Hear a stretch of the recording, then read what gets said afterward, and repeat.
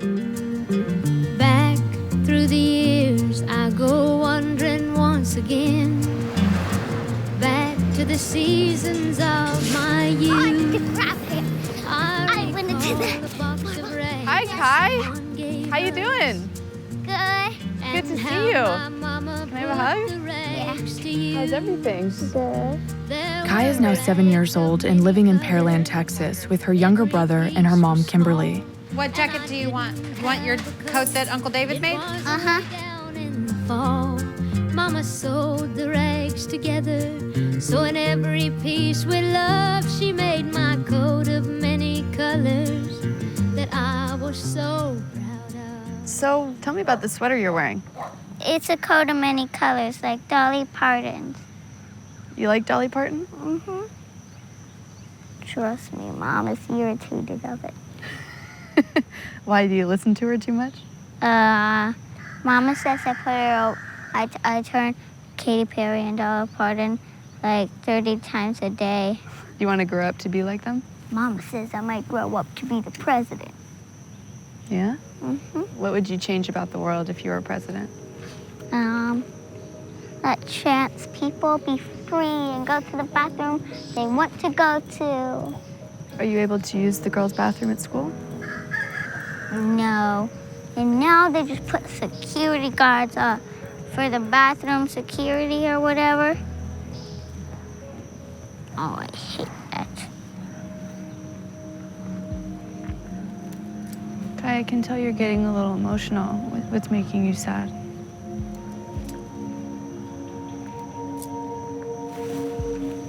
I don't know. Is it sometimes hard to be brave?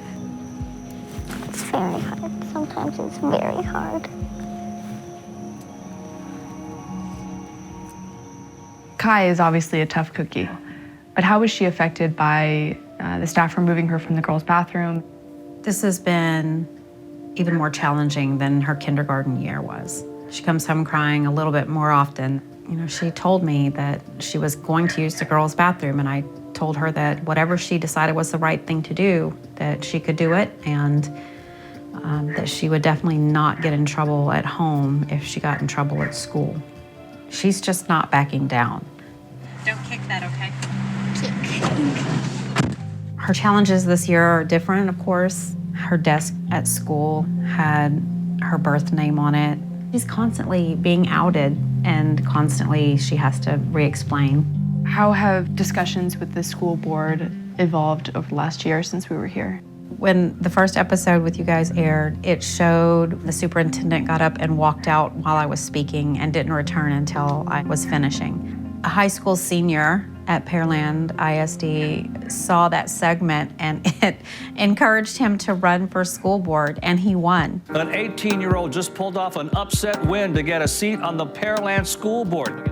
Looking ahead to future elections, Mike Floyd is now organizing more like-minded candidates to run on a platform for a more inclusive school district. This board has not just discriminated against trans kids, but they've gone after Muslim kids. We saw that very recently. They have gone after African American kids. We saw that as well. So it's really time to flip this board. We have a lot of different pieces of the community represented. Pearland is ground zero for the bathroom bill, that kind of thing. A lot of that emanates from here. We need to come together, right, and vote together. But until voters elect a more inclusive board, Pearland is ultimately losing a family in its community. As you may know, Kimberly Shapley has found a new job and is moving her family to a school district that will put the needs of her children before the politics of religious extremism. We have taken a brilliant, friendly, and completely harmless little girl and driven her and her family from our city. You are on the wrong side of history on this, and you are embarrassing our city. There are many other transgender students in Pearland ISD, some that you know about and some that you don't. This issue is not going away. Thank you. So how have the last few days been? Lots of emotions. I feel like we're in a position now where, you know, it's just not safe. This is my child. Like, I have to look at her at night and say, please, Lord, protect her. Like, she's in the highest, most likely rate to be murdered in a hate crime in our country. She's in the highest risk group for committing suicide in our country. She's not at higher risk because she's trans. She's at higher risk because we're allowing this bigotry and prejudice to continue. This trend is spreading across Texas, where both local and statewide elections have become a battleground for LGBTQ protections. Last year, Texas, home to the second largest transgender population in the country, introduced more anti-LGBTQ bills than any other state. We spoke to the former mayor of Houston, who in 2015 experienced firsthand the powerful backlash against trans protections. When you were mayor of Houston, you attempted to pass an anti-discrimination ordinance. What happened there? I worked with the LGBT community and others to bring forward a comprehensive non-discrimination ordinance. But unlike every other major city in America, we were writing an ordinance from scratch. Houston had no non-discrimination ordinance that protected anybody. This was about providing protections for all Houstonians. And all the opposition was directed strictly at the transgender community. Any man at any time could enter a woman's bathroom simply by claiming to be a woman that day. Even registered sex offenders could follow women or young girls into the bathroom. Protect women's privacy. Vote no on the Proposition 1 bathroom ordinance. They had started a steady drumbeat of, this is about predators attacking our women and our children. And the voices got louder and louder. And so when it came time to be on the ballot, that just erupted in this spew of pus across the community. I don't want men going in a restaurant with women, period. Voters overwhelmingly rejected HERO, 61 to 39%. In the fall of 2015, the people of Houston voted on whether they were in favor of HERO, which prohibits discrimination based on 15 characteristics, including sex, race, sexual orientation, and gender identity. The sick homophobic right was empowered by the win in Houston, and they used it to spread the infection in other places. In the years since, this rhetoric has become the playbook for anti-trans bills across the country. To find out what it's like to live without local protections, we spoke to Dana, who came out as a trans woman in her workplace in 2015. How long have you been taking the bus? I've been riding the bus more or less regularly since February of 2017. People give you weird looks? Sometimes, yeah. I don't exactly pass for a biological female. For more than 40 years, Dana was known at work as Woody, a successful, well-paid technician for engineering and construction companies. Who were you before you were Dana? That's hard to answer because I really don't know who I was. I don't know the best way to say it, but like this person is like a guy's guy, carrying a big gun, wearing camo. I lived most of my life trying to be what people expected me to be. I was a 6'2", 200-pound outside linebacker. And so, yes, I was guy. Have you ever been discriminated against for being a trans woman? I am recovering from a stroke. I have had my car repossessed. I have almost no money. I live on Social Security, and I can trace that back to one decision. I came out at work. The chief operating officer, the head of human resources, they said, we're gonna meet with the principal partners and they're gonna decide whether you can come out or not. And what did they decide? 5 said okay, 2 said no. Dana claims that some members of her team weren't comfortable with her transition and that that's the main reason she was fired the following year. And I admit it was my fault. I blew a deadline, but that was like I gave them an excuse. Dana's former employer said they couldn't comment because of privacy concerns, except that their recollection of events was different. If I hadn't come out, I'd still be there. And I'd still have a car, and I'd still have my medication. I would never have had a stroke, and we wouldn't be having this conversation because my story really wouldn't be all that interesting. How would your life be different if the HERO ordinance was law in Houston today? The whole point behind the Houston Equal Rights Ordinance was there was a city agency to which you could file your complaint and they would investigate. I went from being on the top rung of the privilege ladder to being one from the bottom. The only person below me in the privilege ladder is a trans woman of color. We're in Dallas at the biggest Black trans conference in the country to talk to people in this community about what they're dealing with day to day, which in many cases are issues that go way beyond the bathroom debate. Longtime trans rights advocate Monica Roberts talked about their recent fight against SB 6, a state bill that would have required people to use the bathroom that matches the gender on their birth certificate. We beat back SB 6 twice. We're tired of the debate being about bathrooms, period. We're wanting employment. We're wanting the discrimination to stop. We're wanting the murders of Black trans people to stop. In 2017, a reported 28 trans people were killed. Most of them were trans women of color. So far this year, that death toll is already up to 16.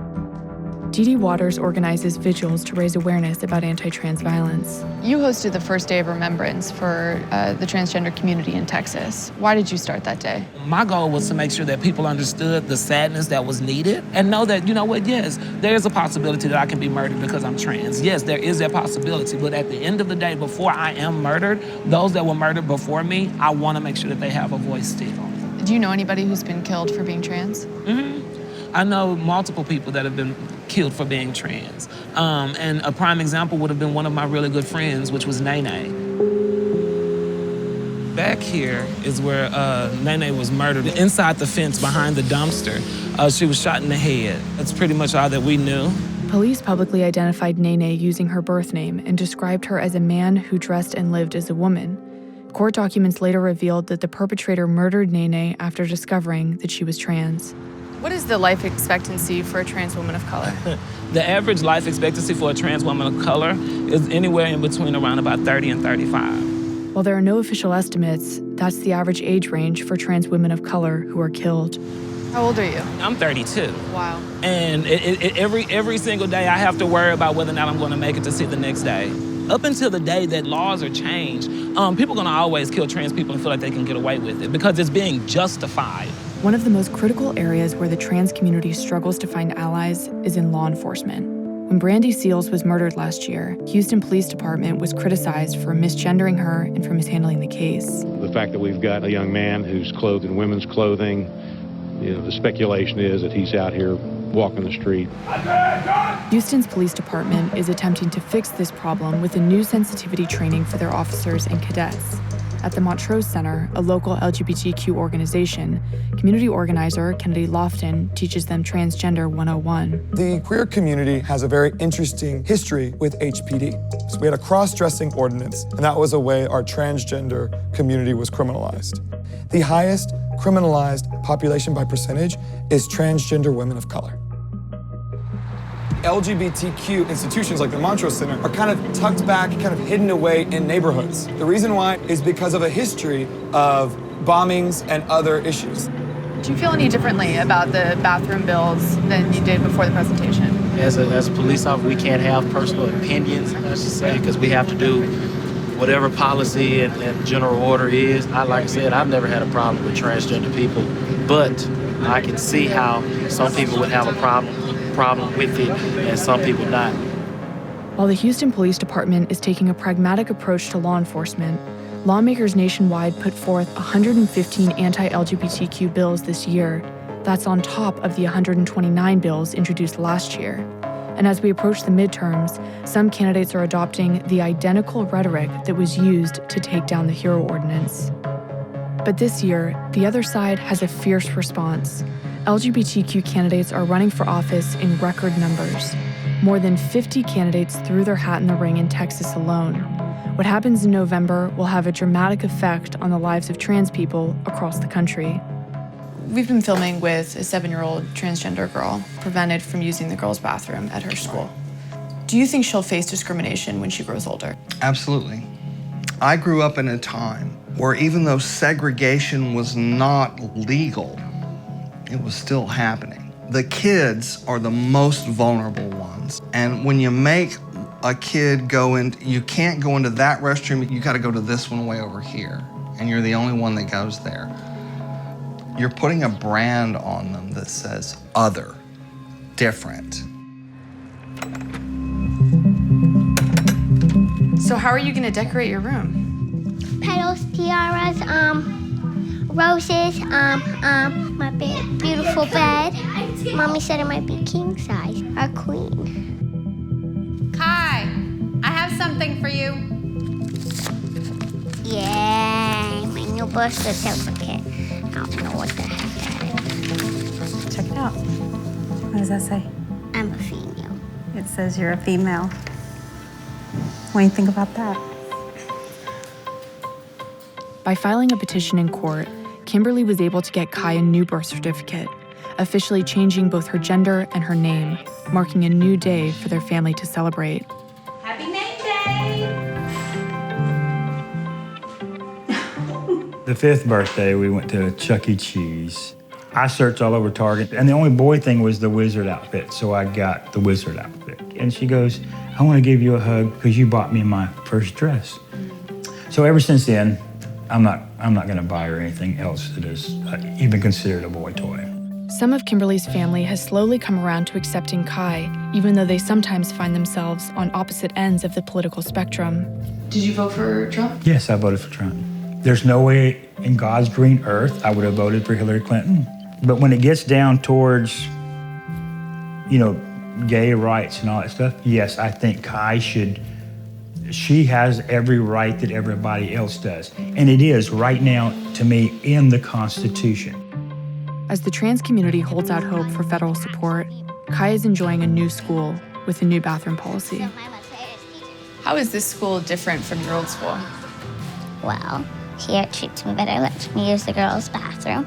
They actually make everything that says my name, Esther Kai Shapley, because I changed my birth certificate. How does that make you feel? Happy. Kai is just a kid here. Even people knowing that she's transgender doesn't make a difference.